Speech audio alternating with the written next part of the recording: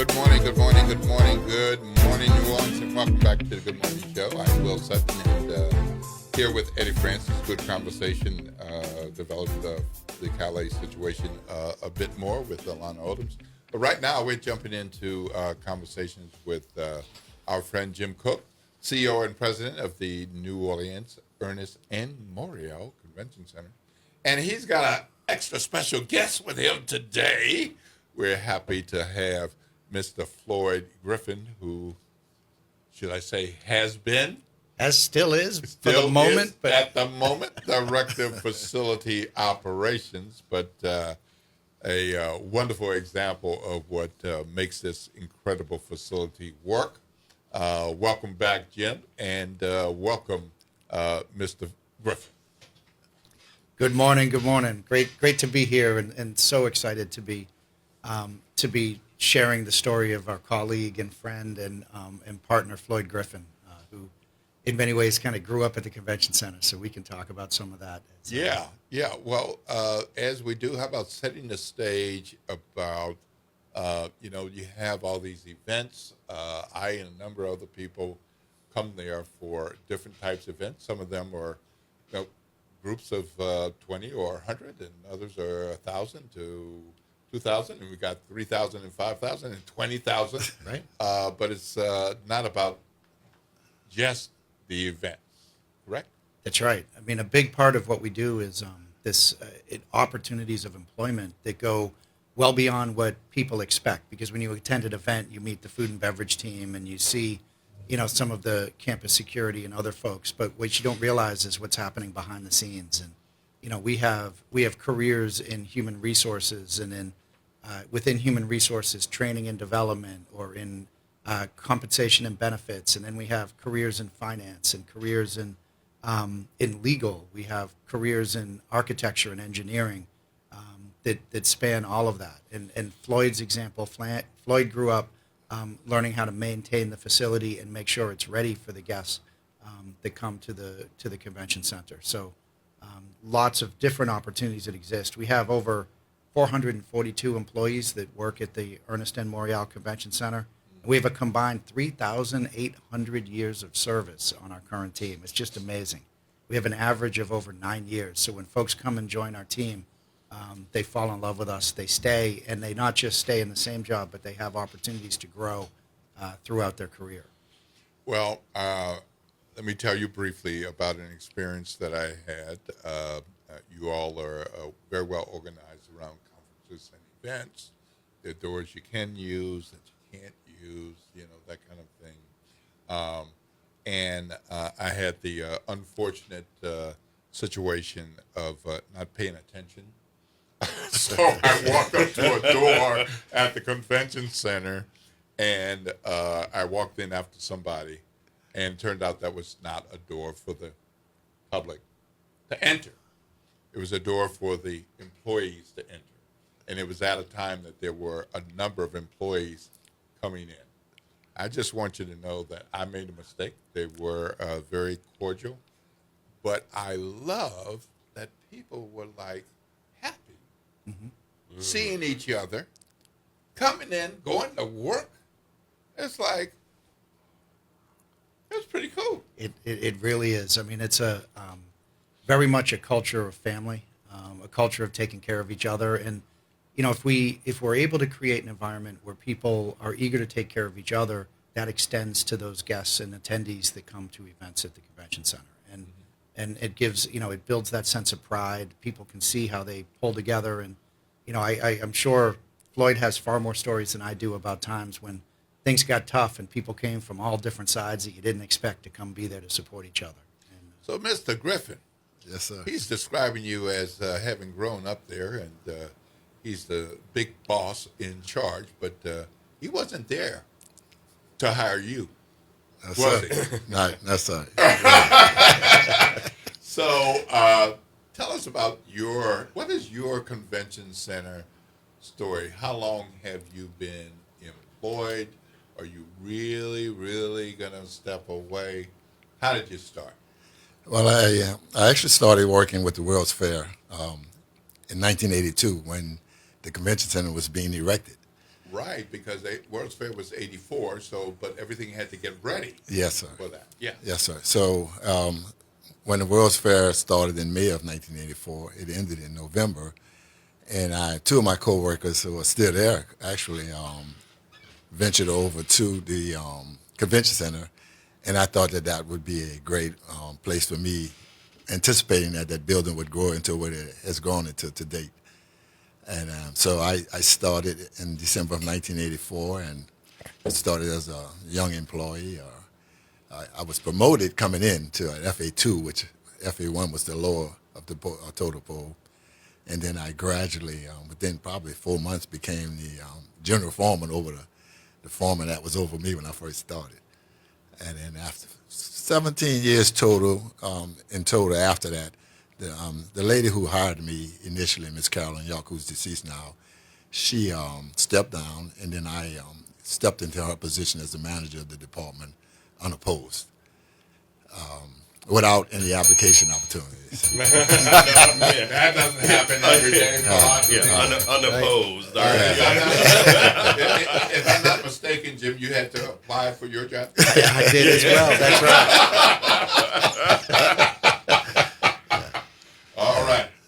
All right. So you got some cachet, man. Yes, sir. It's been great. I've worked hard. I realized that the facility was going to be stable, be around for a while, and I thought that would be enhance my opportunity to fulfill my career. You know. So. I think one of the things that Floyd is known for that he probably wouldn't speak to on his own is the way he has mentored and coached the team over the years. I attended an event the other day at the convention center, and the number of employees that got up and said, Floyd helped me get my start, and he pushed me harder than I thought I could do, and I learned I could do it, and I got stronger, and now I'm in a new role, and just the way he has led this team has really been inspirational. So Floyd, talk about some of the folks that you've... Yes, we've got a wall of 25 years or more, and I think it's about 13, 14 of those employees that are currently under my authority, and then some have branched off into other departments, growth, of course. And then with the growth side of it, we've got probably about 18 years of average on a senior management team that are my employees.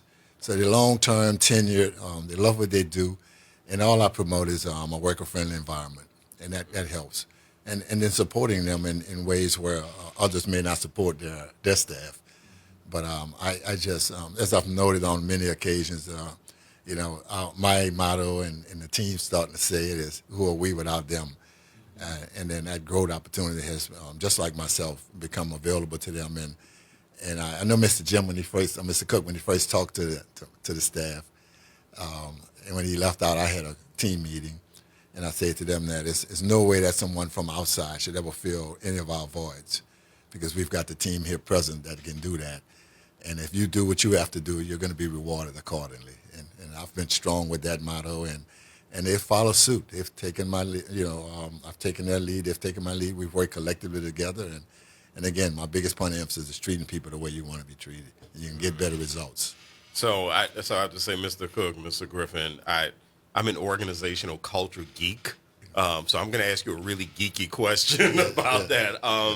And that is because I hear that you have led, I hear that you have mentored along the way.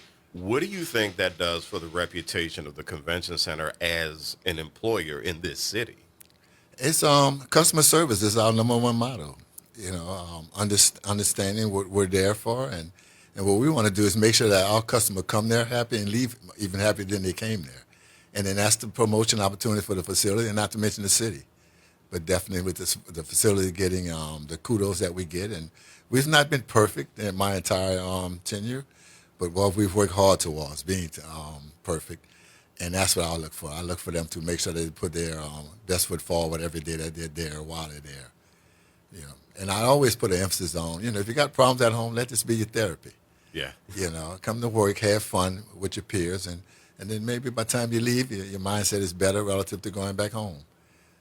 But you always have a place here. This has always been home, away from home for the staff, and we've put a lot of emphasis on that. Yeah, I'm a member of the American Marketing Association, and I had a conversation with Benny Johnson, who's the CEO, and he said something I will never forget. And he said that your employees are your first and best customers, and it sounds like that's the cascading effect that the convention center is able to create to make sure that folks walk out happy after they've dealt with the convention center.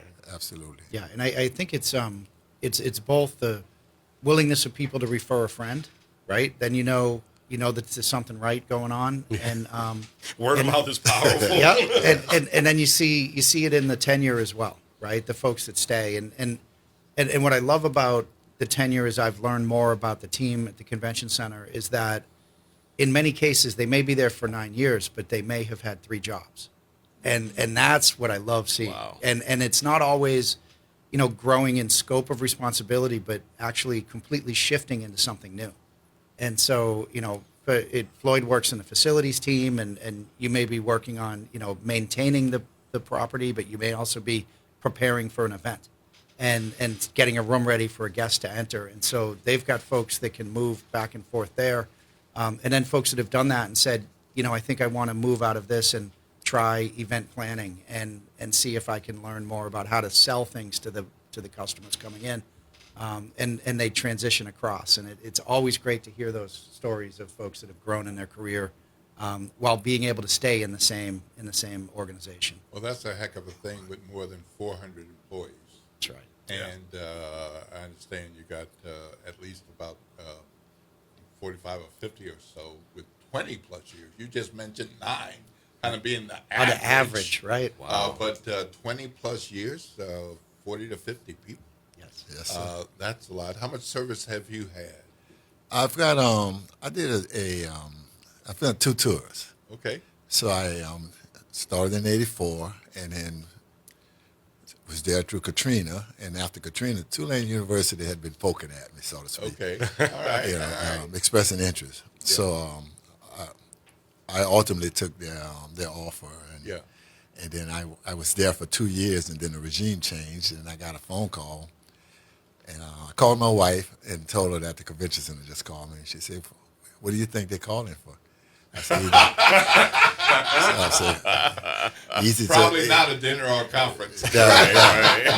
consultation or to regain my employment." And it was the latter of the two. And so I took that on, and I've been back going on 22 years. So I did 21. I did 22. I've been back going on 20. Wait. Was that unopposed as well? It sure sounds like it from the story. Yeah. It was. It was. All right. Well, I have to say I've been you once, but rest of the time, yeah, I had to fill out the application, and do the interviews, and more than one person in the panel, and that must feel good to skip those steps and or even go through any part of that, knowing that. Right. We know where this is going to end. So let's move it along. So how many people have you worked with, or what your team is, how large? I love your concept of there's no we without them. Yeah. Absolutely. I absolutely Yeah. love that. I think if more employees heard that, operated that way, I think they would be happy. Right. And I love that that's central for you with your team. Right. Well, I've got currently somewhere around 85 full-time staffers, and then we've got a supplemental labor team that we bring in to support and when things are more intense, and that's a contracted outsourced that named Source One, if I might add. That's we're very labor driven, and if we get the numbers that we need, the job is going to be taken care of. And they're very consistent with those numbers relative to our needs, and that's a weekly basis. It's a budgeted staff group that we bring in, but it's as needed, if needed, when needed. And then on a lot of occasions we don't need them. We bring in minimum numbers because when we get information, shows are on the books for maybe 10, 15 years out easily. In 1984, I remember 2020. It was just weird to just see that where folks are forecasting out to come to the city of New Orleans So, but what that requires, quick turnarounds, today before tomorrow type of events, and it has to happen at the end of the day. So, and it takes labor to do that. So, Wow. Floyd, Wow. Floyd leads the largest team at the convention center. Okay. Okay. Right. That's and again, I'm having my geek moment right now. So I'm doing a mental case study Yes. of the convention center and the work that you're doing. What do you think is something, Mr. Griffin? What do you think is something that you do that other businesses around the city can replicate, and so that they can not only serve their customers well, but they can serve their employees well? I promote with emphasis worker-friendly environment. Sustaining employees is important to me because we're consistent with staff, which keeps our knowledge across the facility up to par. The culture itself, just making sure that employees have an opportunity for growth. Those are the things that I promote heavily. And it gives that employee the incentive to want to not only be there, run through the brick wall for me as Floyd, as a department head, or jump off the roof or behind me if I jump because, they believe in me. And if I say it's safe for them to do it, they tend to take my word for it. So, and being protective over them, even when they're not protecting themselves, has been important to me as well. So, Well, Jim, I know that I always want to have this go on longer, but you have some other things to do. Before we close out, though, Mr. Griffin is such a great example of a dedicated employee, a great boss, but you're leaving yes, sir. when? Tomorrow is my last day. What? Okay. Okay. We've already started shedding tears. How are you going to go for it without a man of his character, his stature, his tenure, but having him be a good example of the types of things that you do with workforce development at the convention center? So can people look at this as sad for you all, but opportunity for others? Absolutely. And I think that, what I love is that Floyd's story will be generational at the convention center, right? There are always those whose people will remember and say, I remember when Mr. Griffin was here, and when he was here, this is how we did things, and we need to make sure we do it that way still. And so I really expect that will continue, and I know just from the stories that have been told throughout the center the last couple of weeks as we've prepared for this, that's what we will see. But he's also prepared his team in a way that he's not the type of leader that needs to be there for things to happen the way he wants them to.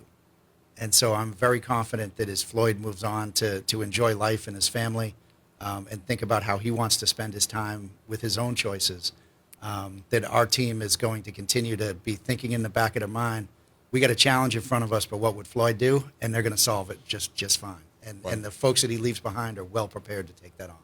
Wonderful. So after Friday, are you a fisherman? Are you a golfer? You like to sit and watch ESPN for hours and hours? Kind of all of the above. I fish. My brothers. I've got my brothers that we do a fishing trip every year. It's 4 of us total. It's 5 total, but 4 of us do that trip. And I golf every chance I get. I'm not great at it, but I love doing it. Peace of mind. Yeah. Being competitive with the guys fraternity guys and things of that nature. So, those are 2 things that I do. And then my wife and I do a lot of when my opportunity allows, we'll take a drive to Houston on the weekend and come back in a heartbeat. Okay. And back before Monday morning, of course. Right. Cause childhood friend, frat brother, long term, kindergarten through high school kind of guy, who I go out and visit as often. And it's also my wife who I introduced my good friend to her good friend. So we have a lot in common. They're sisters, neighbors, such as he and I, and we're fraternity brothers. And they're sorority sisters. So there's All friends. right. What fraternity? Omega Psi Phi. All right. Well, thank you all for coming in. Best of luck and continued success. Host Convention Center. Yes, sir.